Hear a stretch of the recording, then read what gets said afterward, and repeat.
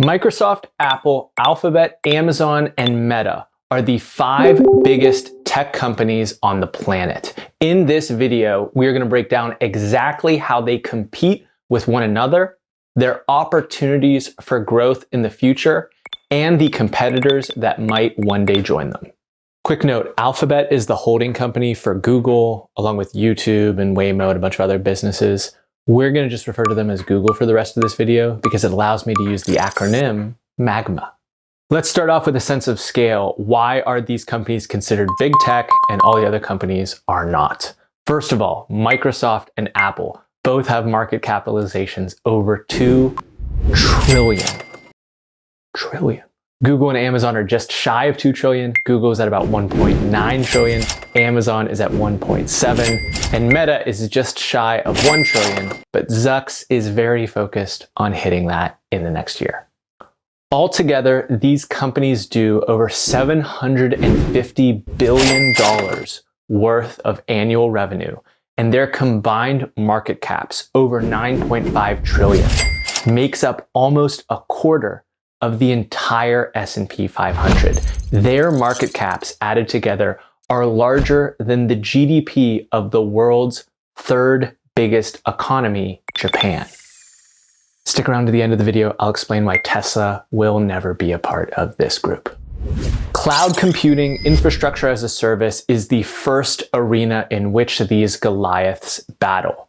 Amazon has the lead with their AWS service and the largest market share, but Microsoft Azure is a very close second place. This is a sale that usually is B2B, and Microsoft, being a leader in B2B software solutions and office productivity, has an inroads to many of the world's largest clients. Behind both of them is Google. Google Cloud was later to market and so therefore has been playing catch up for the last couple years. Although AWS accounts for just 13% of Amazon's overall revenue, it is responsible for over 50% of their operating income. Because of their dominance in cloud computing, Microsoft and Amazon also battle for government services. The famed JEDI contract originally was awarded to Microsoft. Amazon sued and now is being split between the two because of the salience, importance, and security measures surrounding government cloud computing. The next big arena is media. And whenever you hear someone say they run a media business, you should think that they are either selling subscriptions or advertising. For a long time, the digital advertising world was dominated by a duopoly, Google and Facebook. Obviously, Google is the leader in search. They also sell advertising on YouTube, and that advertising revenue accounts for 82% of their entire annual revenue. Meta, meanwhile, reaches more than 3.5 billion monthly active users across their different brands, Instagram, Facebook, and WhatsApp being the biggest. However, the duopoly is no more. Amazon is the 3rd horseman of the digital media advertising apocalypse. And not only are they selling ads on Twitch, their live streaming platform, but also selling ads in the targeted search results that shoppers do on their website. Of course, Apple is dominant across all forms of hardware on a revenue basis, but across smartphones, wearables, laptops, and more, they find themselves increasingly going to battle with Google.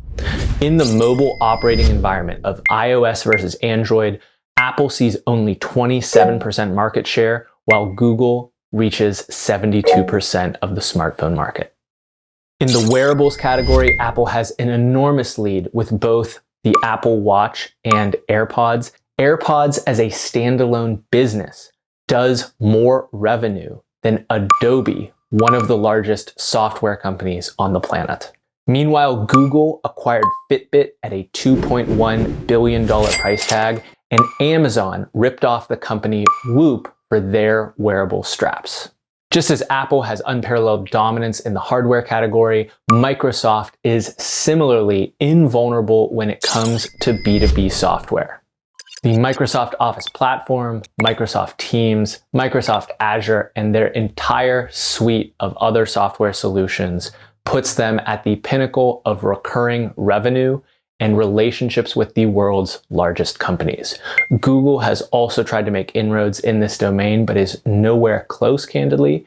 And Facebook, which recently unveiled Horizon Workrooms as a solution for virtual reality co-working, seems to have an eye on taking a slice of the B2B pie.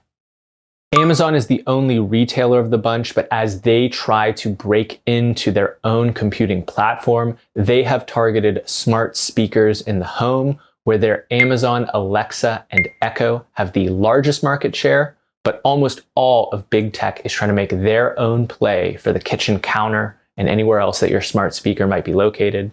Google brings their Nest, Apple brings their HomePod, Facebook even brings their Portal, which I cannot imagine bringing into my home.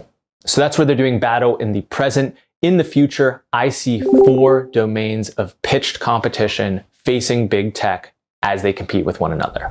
The first is virtual reality. Microsoft has the HoloLens, Meta has Oculus, and Apple has long been reported to be developing their own virtual reality and augmented reality solutions. As more people spend more time in the depths of being online, aka virtual reality, I would expect Microsoft to have a distinct advantage at getting companies to roll this out to their employees for collaboration as they work remotely around the world. Facebook, because of their preeminence as a hardware manufacturer after the Oculus acquisition, will definitely have their own corner of the market. And Apple, because of their hardware dominance, will probably have the coolest device. The next area of competition that seems inevitable is the arena of healthcare. When you think about these companies and their staggeringly large market capitalizations, you start to realize that there are only a few markets that are bigger that would bring the requisite revenue to be worth their focus and investment. Healthcare is one of those places. In the United States, healthcare can make up as much as 20% of GDP, and all of the major CEOs at these companies are aware of that staggeringly large market opportunity. Apple has been rolling out a repository for your personal health data, and on their Apple Watches can track your heart rate and a bunch of other biometric markers. Amazon, meanwhile, between the triangulation of data of your socioeconomic status, eating habits, and much more, would likely be a retailer broker of insurance products in the near future. And Google's DeepMind is not only making breakthroughs on healthcare discoveries, and will likely also be an artificially intelligent assistant for doctors in the future. Next is financial services, another enormous part of the economy and one that all of these tech giants have been focusing on for some time. You've probably already paid for something with Google Pay or Apple Pay, but consider the significance of owning transaction data if you are selling ads in some way, shape, or form. The number one thing that a performance advertiser wants is to know, did the ad I run convert into a transaction? If you own every piece of data from when that ad is shown to when the sale transpires, you are going to be an even more valuable advertising and media company. I know I'm supposed to talk about the competitors later, but Stripe is and will be a player in this arena. And finally, video games. Microsoft does own Xbox and already has a significant market position here. However, as people spend more and more time gaming on mobile devices, on home entertainment units, it is going to be an area in which monetization occurs. If you think virtual reality and the metaverse is the future, obviously Zucks does, then gaming is going to play a part in that, and I would expect each of these tech Goliaths to invest more in gaming through the 2020s. So if they're all Goliaths, who are the Davids that could cast a stone and potentially bring them down? Candidly, I don't see that as a particularly likely scenario, and obviously the exorbitant market capitalizations that they've achieved are evidence that many people agree with me. However, here are my top 5 threats to big tech. Number 1 would be Tencent, or more broadly, the Chinese consumer tech economy. Tencent is a cloud computing, gaming, and overall consumer technology powerhouse. And if you think that the US economy is on the descent and the Chinese economy is on the ascent, then you probably would rather play with those companies versus all of these US-based ones. I am not necessarily a believer on that narrative, but there's a lot of people that are. It's a very large population. And so if that economy were to outpace the United States and the other Western countries that these companies tend to serve, then they would struggle to keep up with the Chinese tech giants. Number 2 is DoorDash and Uber. Now, this may be surprising, but they have 2 of the deepest logistics networks in the Western world. All those Uber drivers, all those delivery people are able to do nearly immediate deliveries at a pace that Amazon can't match. They're working on 1-2 day delivery timelines. DoorDash is getting you your meal in less than 30 minutes. At that logistics level and with that degree of customer satisfaction, both of those companies have the capacity to bring more physical things to you in a timely manner and could challenge Amazon's growing logistics network. Number 3 is the US government. You've probably seen the executives of these companies get paraded in front of Congress so that some politics can grandstand and try to score points, and some actually seriously consider whether or not they should be broken up into their component parts to better serve local citizens and the economy. If that were to occur, I think that a lot of value could potentially be unlocked by specifically focusing on, say, YouTube outside the context of the entire Alphabet conglomerate. But that breakup could also have deleterious effects on the benefits of scale and overall profit that they make. Stuff like Google's investments into DeepMind are only possible because of how much profit they spit off. So if that were not to be able to occur in the future, it could put a cap on their growth.